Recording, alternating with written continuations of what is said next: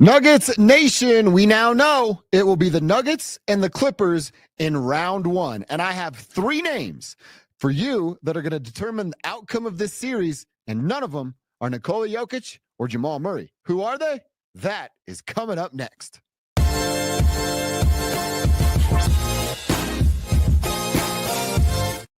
Oh, I cannot wait. They avoided the play-in, and they're actually going to host the first round series of the NBA playoffs. That's right. The Denver Nuggets, they got 50 wins again this year. Shout out to Nikola Jokic. It feels like anytime Joker's on your team, you're going to win 50 basketball games, and they barely got there this year. Had to win the final two.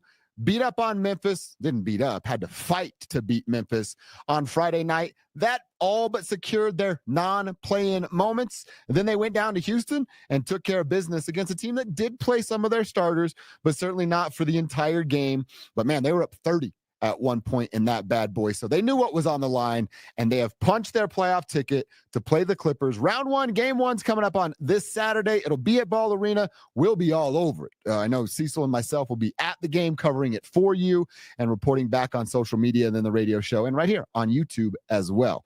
But how do they beat the Clippers? They split the season series 2-2. The Clippers are actually playing some pretty good basketball right now because Kawhi Leonard, James Harden are healthy. And by the way, they might just have the most improved basketball player in the NBA. I know Christian is going to make a little run for it with the award this year, but Norman Powell, that dude is going to win the award, and he is a problem. So what three players on the Denver Nuggets are going to be key contributors or have a big role that can help this team win the first round series and punch their ticket to round number two? Like I said, not going to talk about Jamal Murray and Nikola Jokic. That's the low-hanging fruit. That's the easy stuff. We know Joker's going to do Joker, and if Jamal's healthy, well, he's going to be the difference maker. The three names that I want to talk about all really have to do with what they can, or in one person's case, cannot do on the defensive side of the floor. And then we'll talk a little bit about offensive situations as well. But name number one is Aaron Gordon. One, for that offensive side, how healthy is Aaron Gordon? I'd love to know a percentage-wise. He is going to get a full week off here to rest that calf and see if he can be right. He's got the calf injury. You see him wearing the sleeve. Someone punched him in the face. You see him over the weekend, had a black eye. Now, he can play with a black eye, but just get right. Get healthy and don't let people punch you in the face anymore.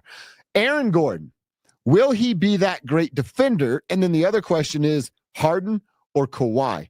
Who do you want to see Aaron Gordon on? My preference is Kawhi. Let him get after the claw a little bit. They're a little more similar in body size, and I would look at it on the other side. All right, is Kawhi now going to have to guard Aaron Gordon on the other side? And not that they're going to make this their offense, but I think that muscle, the body mass, if he can make Kawhi work, back him down, create some of that body contact in the paint and make him work on defense, which will take away from his ability on the offensive end because he's putting forth so much effort to guard him.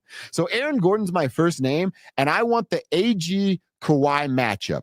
I like what Aaron Gordon can do. He's a perimeter defender. And by the way, when Kawhi does start to get tired a little bit and he wants to back somebody up, he's not going to just bully a dude like Aaron Gordon and get him on the block, the spot that he wants, turn around, jump shot, boom, nothing but the bottom of the net. No. You're not going to push around AG. That is a brick you-know-what when it comes to what kind of body he has. So AG's the first name, and my matchup is Kawhi Leonard. Aaron Gordon versus Kawhi Leonard. That's what I want to see. Name number two, also defensive purposes, Christian Brown. So if I got Aaron Gordon guarding Christian Brown, you guessed it, Aaron Gordon guarding Kawhi Leonard, I've got Christian Brown guarding James Harden. James Harden's going to play more perimeter. Not that Kawhi will ignore it, but that's where he wants to live. He also wants to have the ball in his hands more often than not. And I like the ability of Christian Brown to shuffle his feet a little bit faster than that of Aaron Gordon to stay with somebody like James Harden. You know what James Harden's going to do? Those little crossover step backs, right? He wants to embarrass somebody. And I don't know if he's got this left in the tank, but he'd do that little shimmy and then shoot one, right?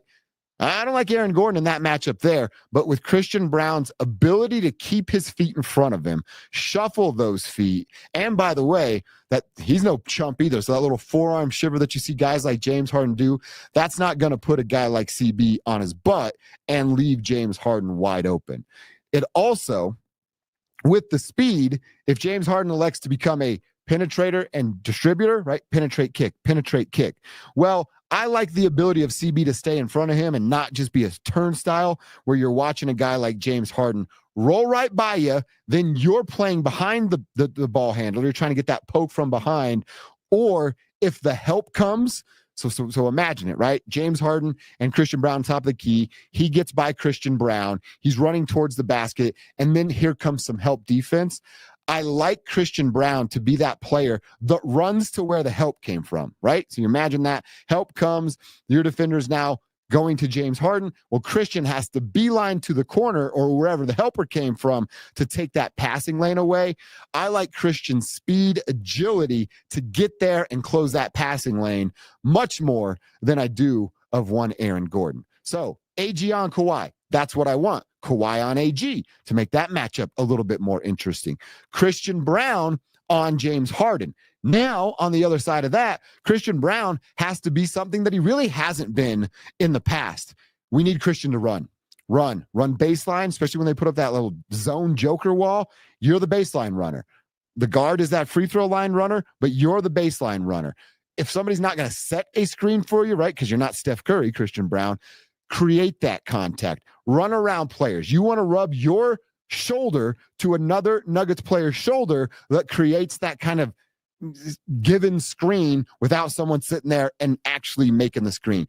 You need to get James Harden chasing you around all day. And he's not going to chase you to the three-point line, but those little back cuts, curls, catch, shoot, float, dunk on somebody. You have to keep James Harden running for 40 minutes, the time that he's going to be on the floor. And Christian Brown, he's the player to do that.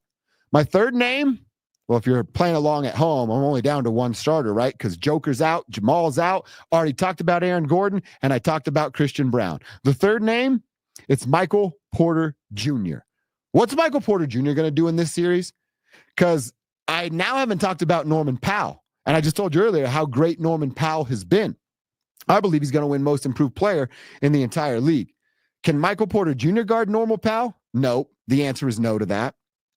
Can Norman Powell guard Michael Porter Jr.? Yes. The answer is yes to that. So that's advantage Los Angeles Clippers.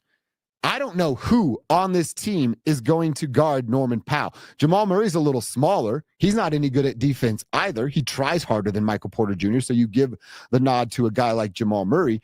But is he strong enough to stay with Norman Powell? I would say no. The X factor in this series, as good as Kawhi is, as good as James Harden is, as good as Nikola Jokic is, I mean, you're talking about MVPs in this series. The X factor, it just might come down to what Michael Porter Jr. does versus what Norman Powell does on the other side for the Los Angeles Clippers. Can MPJ be good enough to almost cancel each other out? Can MPJ perform well enough to make what Norman Powell is going to do feel like a wash? I'm nervous about that. But I like what Nikola brings to the table so much that I feel confident that if it's not a wash, it won't be this huge gap between scoring output plus minus rebounds, whatever stat you want to look at for Michael Porter Jr. versus Norman Powell, that the Nuggets still have themselves a chance.